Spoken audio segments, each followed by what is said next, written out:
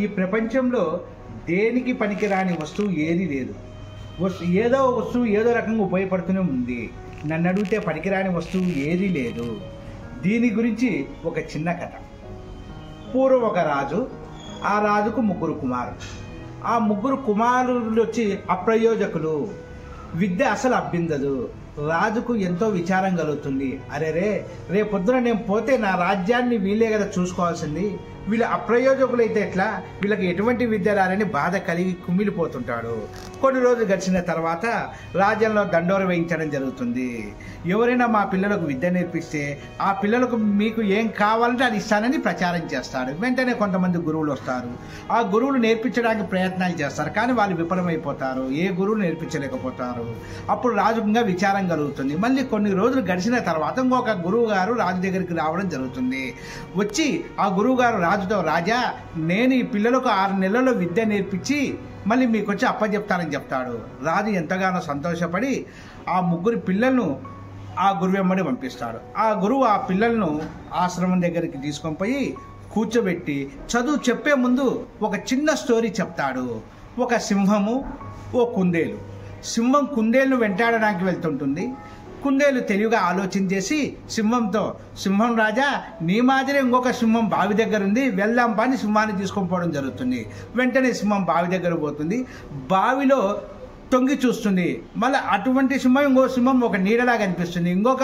నా మాదిరి ఇంకొక సింహం ఉందని తెలిసి వెంటనే ఆ సింహం బావిలో దుంకుతుంది అని ఆ కథ చెప్తాడు. అంతలో ఒక విద్యార్థి లేచి, గురువుగారు, సింహం రాజు కదా, బలమైంది కదా, తెలియపరురాలు కదా, సింహం ఎందుకు ఆలోచించలేకపోయిందని అడుగుతాడు. అప్పుడు ఆ గురువుగారు ఒకే మాట చెప్తాడు, ఏం లేదు నాన్న, ఆ సింహానికి చదువు రాదు, ఆ కుందేలుకి విద్య వస్తుంది కనుక, చదువు వస్తుంది కనుక ఆ కుందేలుకి జ్ఞానం ఉందని చెప్తాడు. వెంటనే ఆ పిల్లవాడు, అయితే చదువుకుంటే జ్ఞానం వస్తుందా, అయితే మేము కూడా చదువుకుంటాం, మాకు చదువు చెప్పని గురువుకు చెప్పడం జరుగుతుంది. వెంటనే గురువులు పాఠాలు మొదలు పెడతాడు. మళ్ళీ కొన్ని రోజులు గడిచిన తర్వాత ఇంకో కథ చెప్పడం స్టార్ట్ చేస్తాడు. ఒక పులి వేటగాడు వల పడినప్పుడు వలలో పడిపోయి ఉంటుంది. వెంటనే వేటగాడు వెళ్ళిపోతాడు. వెంటనే ఒక ఎలుక వచ్చి ఆ పులిని కాపాడడం కోసము ఆ వలను బాగా నములుతుంది. పళ్ళతో నమిలి ఆ పులిని కాపాడగలుగుతుంది. కాపాడిన వెంటనే ఇంకొక శిష్యులు లేస్తాడు. లేచి, ఏం గురువు గారు, పులి మంచి బలాద్దురాలు, బలమైంది కదా, పులి ఆలోచించలేకపోయిందా తప్పించుకోవడానికని అడుగుతాడు. వెంటనే ఆ గురువుగారు ఒకే మాట చెప్తాడు, ఆ ఎలుకకు విలువిద్యలు తెలుసు, పులికి అసలు విద్యలు తెలియవు, అందుకనే ఎలుక పులిని కాపాడగలిగినని చెప్తాడు. అరే అయితే విలువిద్యలు నేర్చుకుంటే కూడా ఇంత జ్ఞానం వస్తున్నాయని తెలిసి మాకు కూడా విలువిద్యలు నేర్పించాలని చెప్తాడు. వెంటనే ఆ గురువుగారు ఆ పిల్లలకు విలువిద్యలు కూడా నేర్పించడం జరుగుతుంది. నేర్పించిన తర్వాత అన్నీ నేర్పించిన తర్వాత వెంటనే ఆ పిల్లలు తీసుకొని పోయి రాజుకు అప్పచెప్పడం జరుగుతుంది. మీరు చెప్పినట్లు ఈ పిల్లలకు అన్నీ నేర్పించినానని చెప్తాడు.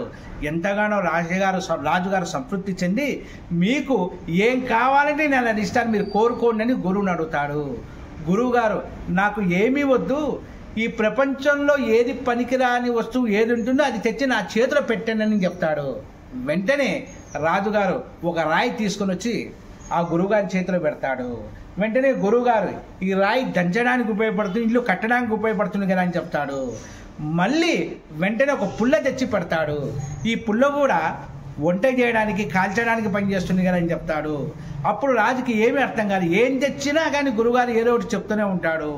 అప్పుడు రాజుగారికి జ్ఞానోదయం కలుగుతుంది. అప్పుడు గురుగారు చెప్తారు, ఈ ప్రపంచంలో పనికిరాని వస్తువు ఏది లేదు, ఏ వస్తువైనా ఈ దేనికో దానికి ఉపయోగపడుతుంది అదేండి. కనుక ఈ కథలోని అర్థం ఏంటంటే, ప్రతి పిల్లవాడిలో జ్ఞానం ఉంటుంది, ప్రతి పిల్లవాడిలో సృజనాత్మక శక్తి ఉంటుంది. ఏది అవసరం పిల్లవాడికి అది నేర్పించండి. కానీ తల్లిదండ్రులు పిల్లవాళ్ళను దేనికి పనికిరారని చెప్తుంటారు. ఈ ప్రపంచంలో పనికిరాని మనిషి అనేవాడు ఎవరు లేడు, పనికిరాని వస్తువు అనేది ఏది లేదు. కనుక పిల్లలకు సాధ్యమైనంత వరకు దేనికి పనికిరారని మాత్రం అనవద్దండి.